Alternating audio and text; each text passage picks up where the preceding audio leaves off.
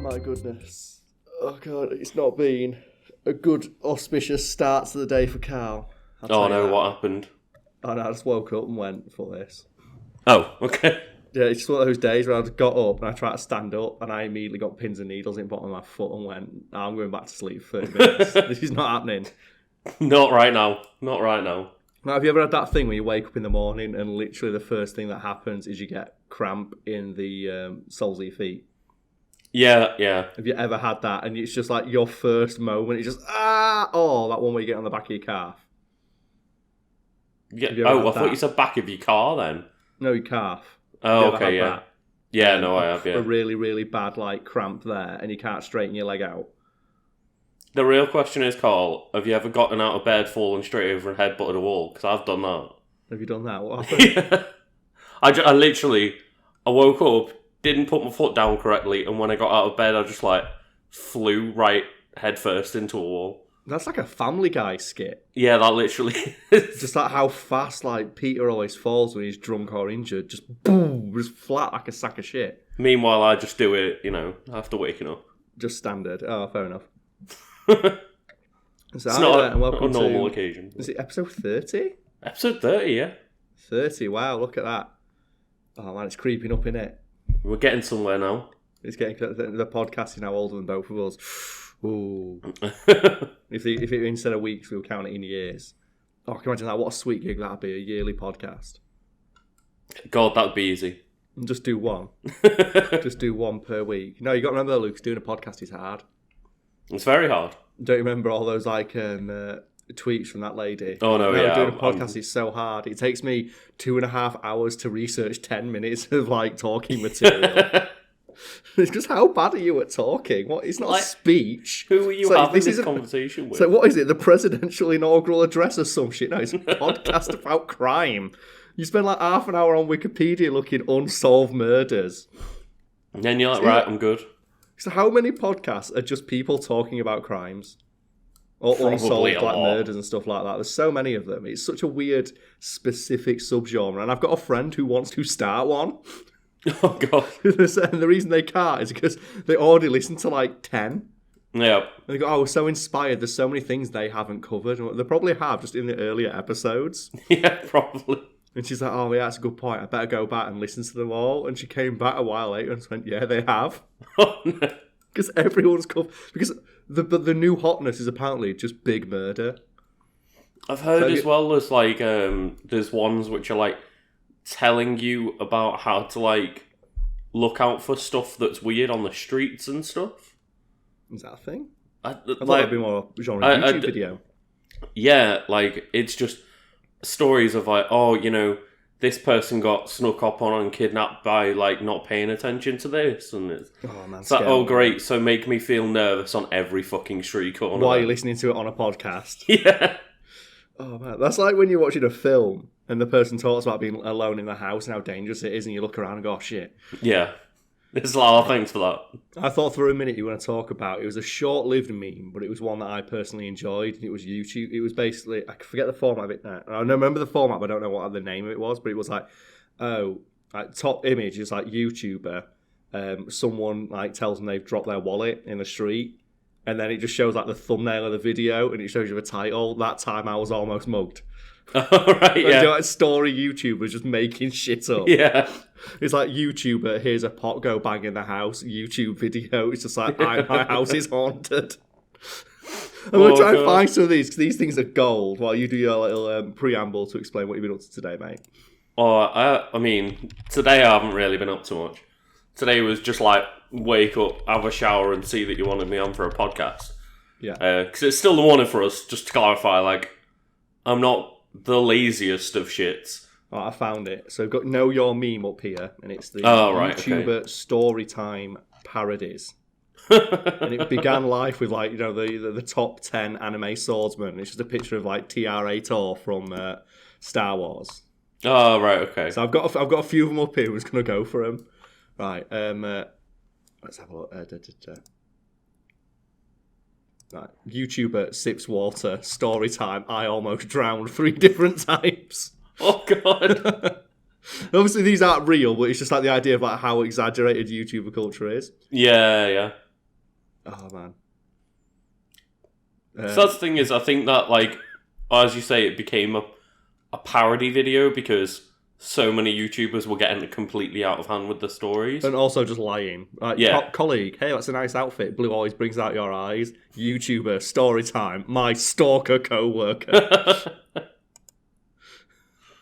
Store announcement. The store will be closing in 15 minutes. YouTuber, I got locked in a mall for hours. Uber driver drives over pothole. YouTuber, I almost died in an Uber. No clickbait footage. Karl, you know how they say you never know what the good times are until the good times are gone? Yeah. Was that one of those moments? Well, when I found... Yeah, when this was a thing. It was a short-lived just genre of memes on YouTube. Yeah. Not on YouTube, on Twitter. And they were really, really, really funny. Because the point is, like, what you do is... The thing you make which do, like, the actual video is real. Oh, yeah, of course. So it's just like you're using it as like a reaction image to that, and it's just, oh man, people found some really good ones. There's like one here, and it's just, it snows lightly on a YouTuber, the Blizzard rant, and it's like some shitty gaming one. Oh no, wait, it's JonTron. Oh no, wait, I got it right the first time. Oh, right. Okay. They're so good. Oh, God. I just fucking love that one though. YouTuber sits water, I almost drowned. I've always said I should have started making shit up. It'd be great. Karl, is that what we should do? Just make a spin-off channel? Yeah, anyways, YouTuber, a sock goes missing. YouTuber, I'm being haunted. Not clickbait. Please help. Oh my goodness, I love these things. It's so good. Oh man, I need to start doing that shit. Just telling like made up bullshit. Oh yeah, one totally. of the reasons, like, we tell a lot of stories on the channel. I had to stop doing that because I was running out. Oh really? Yeah, I've ran out of like. There's just things that I can, and also I've got some, but they're like it's really hard to tell them without either mentioning someone's name or the person I'm talking about. Yeah, of knowing course. I am talking about them, which is really awkward. Can you imagine if like anyone that you know starts listening to this podcast and goes, "Oh wait, is Karl talking about me?" That's the thing, though, because none of my friends would pay money to support me, so I'm all right with that. It's like, exactly. Like, I am so safe to tell like the story because none of my friends are willing to pay to support me. It was just like when you got me started editing Fiend videos and was like, "Oh, I actually need to watch one of your videos." Then Karl like just didn't even bother. None of my friends. So while I've been looking at all these things, like one of the images here is just a Daily Mail headline. Teenager arrested after buying PlayStation 4 for £8 by weighing it in the fruit section and paying for £6 of food at self-service till. So talking about stories, I could tell this one because I know for definite this mate does not watch any of my stuff because they're just too busy out living their life. Oh, right, okay. My old housemate who never paid for shopping but would always scan it through as onions at Tesco. Oh, God. And they would get a week's worth of shopping every single week for like £1.50 by putting it all through as onions on the self-serve machine. And they were like a really petite, pretty girl. So they could always get away with it because whenever a guy came over and just looked and she went, "Oh, sorry, I didn't know what I was doing. It's a new machine." And I was like, that's fine. And obviously she'd flirt with them and they wouldn't notice that she's put like 30 quid worth of shopping through. And then one time she said she did get away with it though because some like gruff woman in her 40s came over and just like clocked it straight away. Yeah. And just went, "What the fuck are you doing?" She's like, "Oh God, no." I didn't know what I was doing. You've put through 21 onions and that's it. Oh man, there's so many onions. She showed me all the receipts as she collected them. Like, she was like big on Vine for a bit and so she used to post them on Vine. I love how she's literally like cataloguing her crimes. Yeah, it's not a crime. It's like she did pay for her food. It's just that they thought it was Well, she did, yeah, I guess. But I did see, I think it was like in France or something, someone tried that PlayStation 4 trick and got put in jail. Yeah, because it's like you're obviously stealing something with like 500. Yeah, exactly. Sorry, I just noticed a good one. YouTuber, you brought me Diet Coke instead of regular Coke. Waiter, oh, I'm sorry about that. YouTuber, story time, I was poisoned. Oh, so good. I love when people get really, really stuck up about like Coke and Diet Coke and then like Pepsi to Coke and stuff like that. Oh, God. I can understand the Diet Coke thing because like if you got like diabetes or something like that. Oh yeah, if it's a genuine like health concern, but if it's just a person who, I'm trying to have not Diet Coke to watch my sugar intake, I'd be a bit like, all right, calm down. I do remember one, though, where it was... it's one of those stories that you can look at and you go, this is clearly made up. Mm. And it was like a Tumblr post or something like that, talking about a waiter brought a girl, 4 glasses of, full fat, full sugar Coca-Cola. All right. After they asked for diet, said, "Oh, you're so skinny, I didn't think it'd matter." And they said they had to get rushed to hospital because they had to get a thing. How would you not taste the sugar after the 4th glass if you are deathly if it will kill you if you have too much? It's exactly, yeah. I believe that you accidentally got given sugar-filled Coke one time. I don't believe you drank 4 pints of it and got rushed to hospital and had to have your stomach pumped. I mean, that's the thing is, obviously, if you're that used to drinking Diet Coke, you will taste it immediately. Yeah. Because there's a massive taste difference between them. All it is just sugar. You'll know. Some of these are just so good. I'm sorry, I've still got them on my screen. Oh, God, Karl. Pilot, we are experiencing a little turbulence. YouTuber, I almost died in a plane crash. Oh, so good. I mean, I do give him credit, though, because sometimes when you're in a quite heavy turbulence, it does feel like it. Oh, man. It feels good, though, doesn't it? What, when you get out? No, I'm not going to die today. It's when you look around and you can see there's the people who don't give a shit, people who are asleep, and then there's the people who are absolutely just sweating their knackers off. Oh, God. Yeah. You feel so bad for them. I still remember when I was a kid. I don't know how I didn't get kicked off an airplane. So we didn't start flying when we were scheduled to. And then there were lots of noises underneath with them sorting out all of the bags and the cargo storage. Okay. And then I think I was about 12. I just shouted out, "We're all gonna die!" I literally made a little girl behind me start crying, and my mum just gave me the deadliest stare of all time of "What the fuck are you doing?" Oh, it's so funny though. It's worth it. I didn't even think about what I was saying, and it's but nowadays I'd have definitely been chucked off that flight.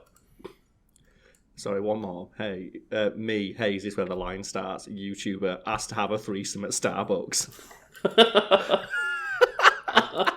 Oh, I love the fact that I have got to be... I'm now to be associated with this fucking subculture, and I hate every aspect of it. Oh, man, God. Well, we can start with that anyway, because I got an amazing message yesterday, Lucas. Oh, an no. An amazing email that I would like to now read in its entirety to you. Because I don't think you follow me on Twitter, do you?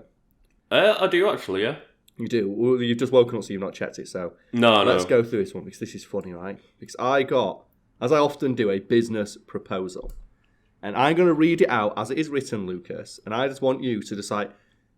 Give me your honest reaction just via the medium of groans and or as I say, because there are certain words in this that I guarantee are absolutely going to make you just cringe as hard as possible. So, hey there, Karl. Nice to meet you. As the start. Right, so it's not off to the best start. It's not going to go well. My name is Redacted, because we don't want to, name any names. Co-founder and CBDO of LA-based Popbase. We are a company built by entertainment leaders from companies like LucasArts, Sony, Activision, and 2K. So, all the good companies. I was going to say, it's Activision and 2K a very respectable operation. We were pointed to you by one of your fans, and seeing your channel made it pretty obvious why. So I wanted to personally reach out. Popbase is and this is in bold, gamified crowdfunding platform. What? We allow creators to offer a whole new kind of interactive experience for fans, and this bit is in bold again, while monetizing through microtransactions. Oh. While there it is, without being live. Here's a quick demo we made show how it works. And the demo is just some guy, a YouTube video, and you've got to pay to watch it, basically. So how does that work? Well, they explain that to you, Lucas, if you let me finish. God, okay. You're so impatient. Think of it like Patreon, but with a gamified paywall. Oh, no. So they're trying to turn YouTube into a mobile game. The first batch of creators will work closely with us and help us refine the tools and features to come up with it. We only have 10 slots left. If you want Carl, you jumped on it then, didn't you? No, I responded, and I quote, fuck off. Because I am good at business. The thing is, though, this guy, this is something you need to learn, Lucas, if you're setting it out as a YouTube game. This is some advice for people out there if they want to do it too. The sharks out there, like the people like this, they will never take no for an answer. Yeah. Unless you have to ignore them outright, and even then, they will continue to send you messages. Mm-hmm. As I just said, I have just told this guy to fuck off. Could I have been clearer in my, distaste and unwillingness to, advertise this or work with them? Yeah, I think when somebody, tells you to fuck off, that's a pretty strong sign. It's probably the strongest, especially from their business email address. Anyway, this guy's he's not having none of that, and this is what always makes me think, well, even if I was tempted to work with a company, you ignoring me, telling you to go away, to continue bugging me about this, immediately puts me off anyway. So a simple no would have sufficed, and then a smiley face. Because that's not the way to make me annoyed. Out of curiosity, though, did I say anything to offend? I responded, and I quote, "Your service sounds like a cancerous mess designed to exploit fans of my channel for money. I want nothing to do with it." And you think of that again, Lucas. Could I have been clearer? Your product is cancerous. I want nothing to do with it. Yeah. That probably means send him another business email. Well, the thing is, though, Lucas, I just don't understand how his service works. Clearly. So he responded, "That's fine, you're not interested, but I'm still trying to understand the logic here. If you'd be willing to indulge me, and it's okay if you don't feel like doing it." But then he continues another 3 paragraphs. So, to me, that does not sound like anybody that wanted to be indulged. At all. We're not looking to exploit anyone. We built tools that allow any creator to monetize on mobile gaming revenue, and this is where I'm looking for your reaction, Lucas, by creating interactive content that, monetizes like a mobile game. Oh, no. So think about that. They want to make YouTube more like mobile games. Those things that have nothing but positive press about them. The other option is for a creator to pay hundreds of thousands of dollars to build your own mobile app separate from the creator community as a whole. But that doesn't really scale and isn't a flexible model per se. So you don't have to use the tools or like them. Hell, you can even hate the methodology behind the tools or form of engagement we're creating. That's all fair. But we're a very small startup and put a lot of time and effort into creating these tools. Blah, blah, blah, blah, blah. Feel like we're not trying to rip you off. But notice at no point in any of these emails that they said, this is good for your audience. Oh, yeah, of course not. Notice how, the things they're trying to...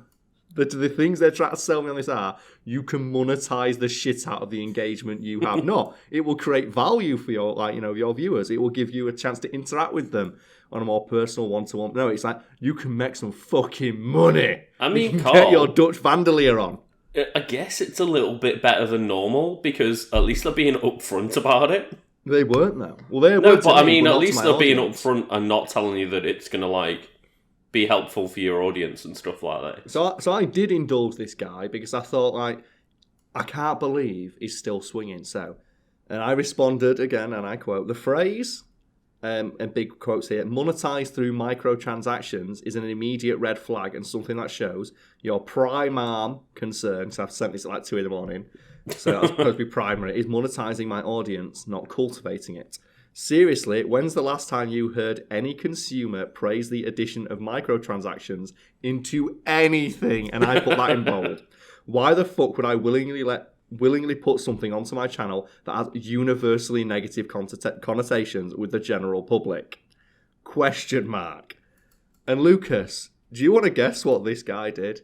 If you say come out fucking swinging, that would be the correct answer, because even though I have just made it abundantly clear that microtransactions and the mobile market model of monetization is something I absolutely abhor and think is a horrendous, I quote, cancerous mess, he's still trying to sell me on it. So again, Lucas, respond with grunts and groans, which is what I say to most of the people I talk to. It's a good note in terms of the blurb, so thanks for that. I suppose for me working in the entertainment industry, the term microtransactions just reads like any other monetization method.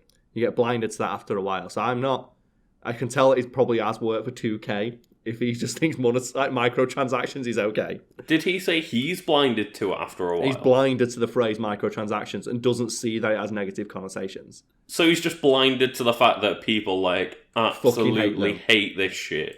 It is one of the most number one complained about aspects of like modern gaming, and especially mobile gaming. Especially, Like, from our perspective right now, you're monetizing through YouTube, ergo ads, which we do as well. So in addition to so it's not even replacing my current monetization model. It's in addition to it. And do you know what people love, Lucas? They love when they get slammed with more ads for no noticeable or discernible increase in the quality of the service they're receiving. Yeah, that's why people love TV. Oh god.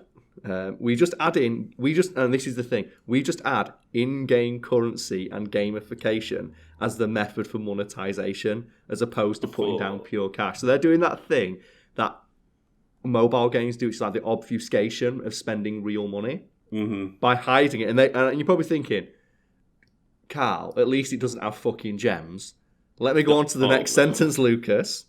It's a way to support your creator with something other than just throwing down cash through Patreon, which is a hard sell for a lot of viewers. A gem on Popbase is equivalent to 0.13 cents.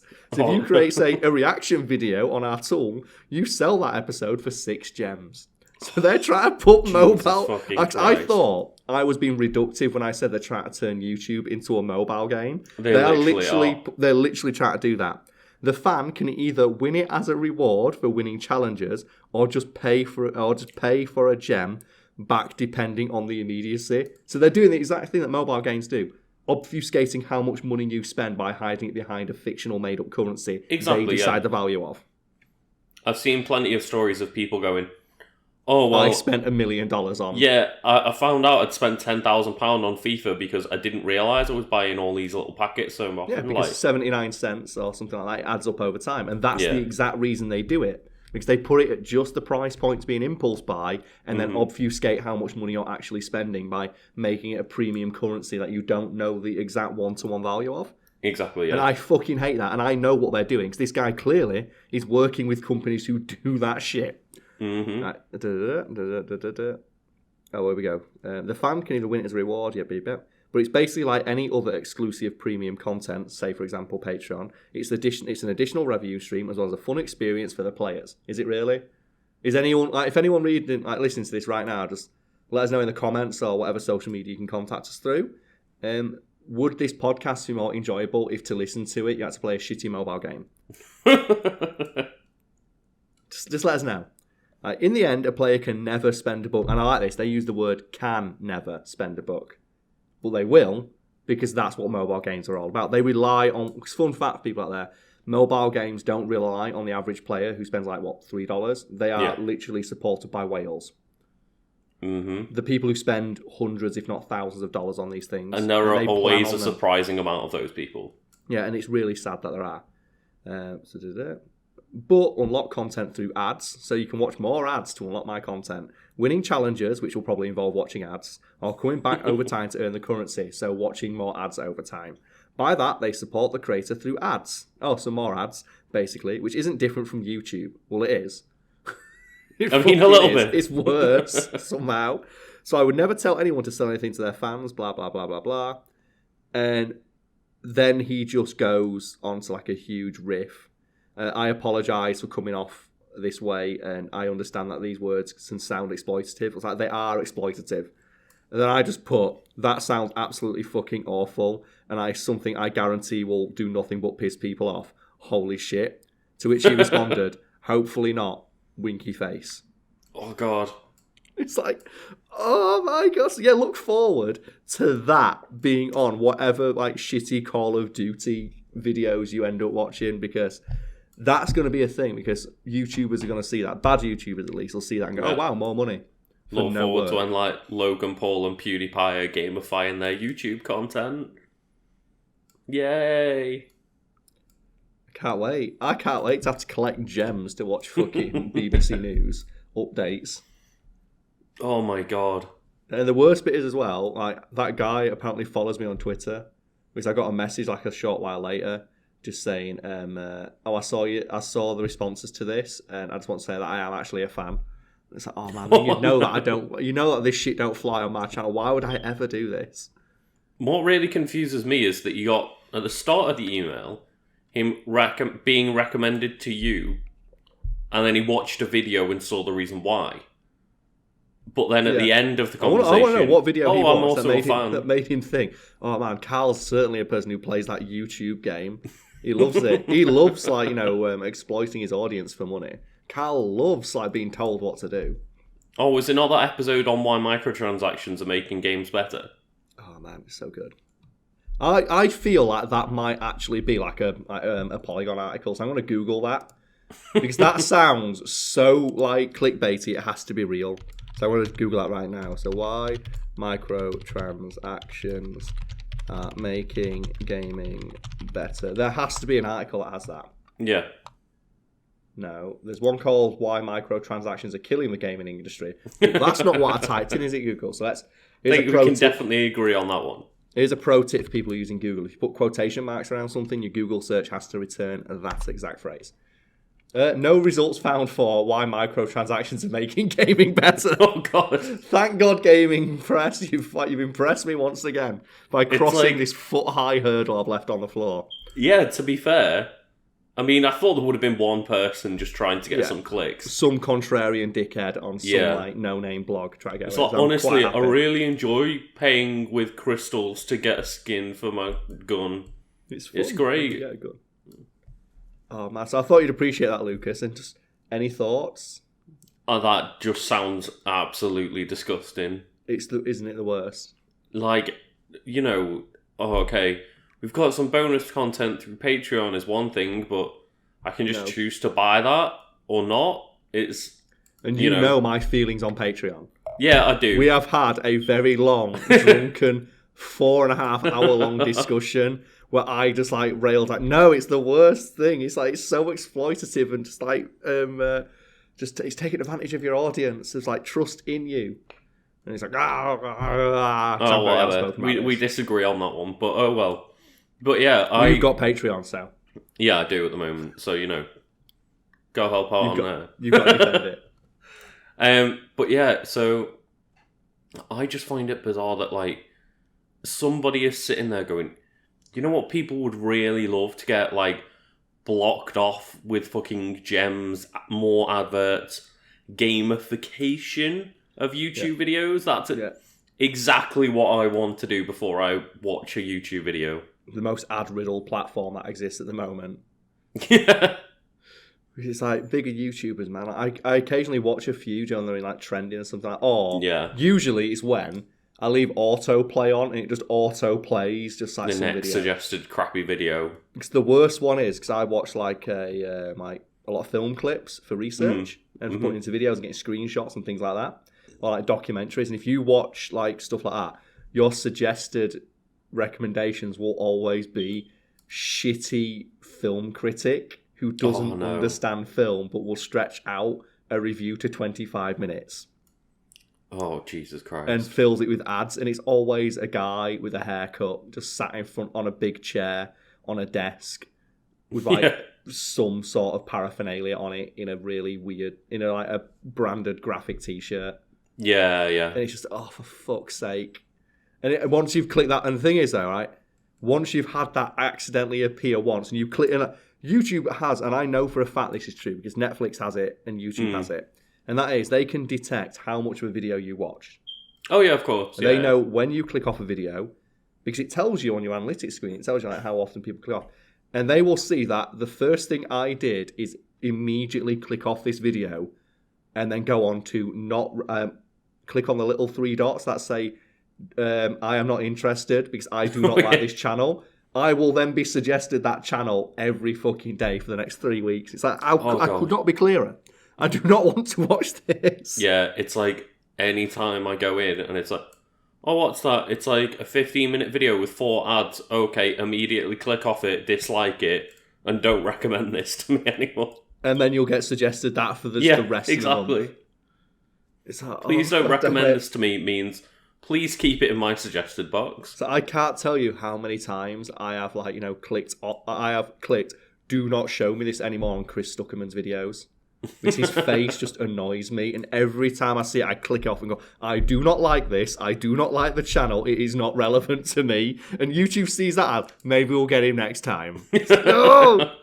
I don't want to listen to like some like first year film student like level interpretation of a film. Do you think that he's specifically paid for like a targeted ad campaign on you, Karl? Just on me? No. Yeah, just on you. But he must pay because he's like he's in that genre of like film YouTubers who go to the premieres. Oh, right. And I am immediately suspicious of anyone's review of anyone who's like that closely intertwined with the industry. Like being like a professional film critic for like a newspaper is one thing, because then you have like newspaper press credentials. Yeah, exactly. And it's a lot harder for like movie studios to like, pressure a newspaper to give like, a favourable review. But when it comes to like influencers, and I'm saying that like the biggest possible air quotes, like, they can like put their thumb on the scale very easily, and that has happened. I think Chris Stuckerman is a really good example of that. I think it's Annabelle Creation.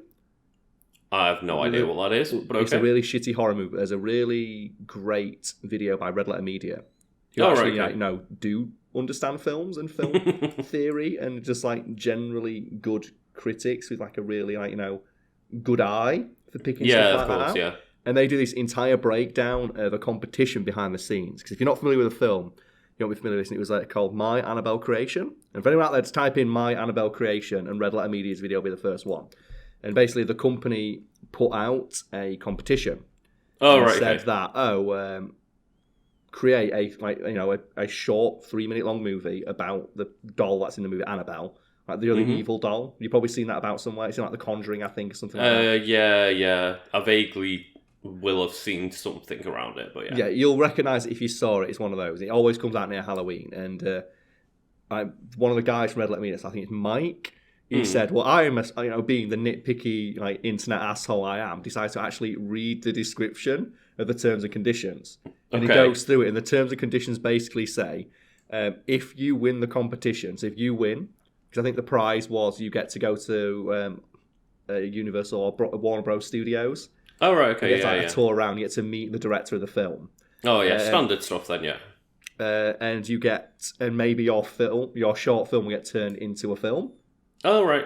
And in the description it says, if we decide to do this, we'll pay you $50. Fuck off. You get paid $50 once you win, and then if we decide to turn it into a film, you get paid an additional $50. But you have no rights to seek any additional remuneration for the use of your idea, which we now own in perpetuity throughout the universe. Oh, Jesus Christ. And the worst bit is, it is, and the worst bit is, like, they had the director of the film, because I think the director of it's David Sandberg. Okay. And he's and he's a guy who got his big break doing this, because he's the guy, you must have seen the short horror film of the person turning off the light in a hallway. I don't watch anything horror related. I'm like, okay. Well, basically, there's a baby, and don't watch any of it. There's a very, very famous short horror film on YouTube where a person walking down a hallway, and they turn off the light, and as they turn off the light, there's a shadow of like a weird figure at the end of the hallway, and then they turn the light back on, and it's gone, and they turn it back off, and it's back, and that's the plot. Oh, right, okay. And then the monster gives you a jump scare, and it's like this 1 minute long thing, and they turned that film into an entire idea. Oh, yeah. So obviously the director believed in this. He's like, oh, cool, that's how I got my big break in. Someone saw this short movie I made, noticed my chops, and I got given a film. So, flesh out on the idea. And he had to go on Twitter and apologise because he didn't read the terms and conditions. And he felt so bad because he was basically like trying to rip off some young aspiring filmmaker. Yeah. That's the thing is, it's just, a lot of people are just going to send us possibly great, possibly awful ideas for horror movies. But the thing is there, though, like, from Warner Bros. Perspective, is basically we're getting given a bunch of free ideas for movies that we can then buy for $50. And then but they can only buy the winning one $50. Yeah. But think about that. How many times do you hear about scripts and things like that getting bought? I think it happened to a former crack writer, actually, Michael Swain. Oh, right. Like he was commissioned to write a script, and he was given like a very loose guideline. It's like, it's an emergency. A terrorist situation takes place during a national disaster. It's like an earthquake, something like that. And he wrote an entire screenplay, and he sent it to a studio, and they never got back to him. And then they started producing a film that looked exactly like the one he'd written, with some of the names changed. And then when he tried to make a YouTube video about it, they threatened him with a copyright strike. Oh, really? And it turns out that company just does that all the time. They just get young, aspiring screenwriters who don't really know the industry that well, get them to write basically the outline for a fairly run-of-the-mill, by-the-numbers movie. Change some of the names, a few of the situations and characters. Like basically doing the thing that people do when they copy-paste from Wikipedia. Yeah. Just go through and just right-click synonym on different words and shift sentences around, and then sell it as their own, and then sue the shit out of the person when they try and call them on it. I wonder how that works in terms of legal situation. They've got more money, so you can't sue them. Basically, it's that simple. It doesn't matter if you've got a case. Capitalism at its finest. Yeah, and as well, they've changed it just enough to be legally distinct, and even if you do win, the cost of doing it is generally not worth it because they'll bury you in legal fees. Because that's how it works. But anyway, the reason I wanted to bring this up is because Warner Bros. Was willing to do that around the thing of Annabelle creation. And what Red Letter Media they also talk about is the fact that it had 100% on Rotten Tomatoes for 4 weeks or something like that prior to it getting released. And it turns out, and one of the faces they zoom in on is Chris Stuckerman, who gave it a perfect 100%. And then when the film was actually released for general release, it shot down to 20-30%. Yeah, of course it did. And what it turns out they did is they held a special extra pre-screening for selected critics, including him. And those critic reviews obviously went up on Rotten Tomatoes, got it 100%. And their theory, obviously you can't say for definite, is that they brought along people who generally give those movies good reviews or could be expected to give it a good review in return for being able to see it first. Yeah, a bit of a favourable situation for them, which means if nothing else, that they're going to value it as something a bit better. Yeah. And also as well, it's a massive conflict of interest. Oh, of when course you are being invited to see it early, so how can you expect to be objective? And although we can't say for sure that's what they did, all the critics they decided upon, including Chris Stuckerman, ended up giving it a perfect 100% recommended rating, whereas every other critic who didn't get that special treatment, and I would argue probably reviewed it a lot more fairly, gave it a 3 out of 10. I think that's the difference is, when it comes out and goes, oh, well, if everybody else had turned it around and given it favourable reviews as well, you could maybe see, oh, it's just people that, enjoy that movie specifically or enjoy that genre. But when every single other person comes out and trashes it, then you kind of expect something else. Kind of pulls the curtain back a little bit and lets you see, maybe everything isn't as it seems. And especially when you consider they were willing to rip people off that hard. They were willing to basically rip off some someone's idea, fob them off with $100 and some prize of a flight to Hollywood. Yeah, and then just own their idea forever. I would think the same studio would also be willing to play hardball with YouTube critics. Yeah, probably. No, that's why I don't like that specific genre of video on YouTube, because it just tends to be terrible. Yeah, of course. It's either universally positive or it's just contrarian and negative for clicks. Mm-hmm.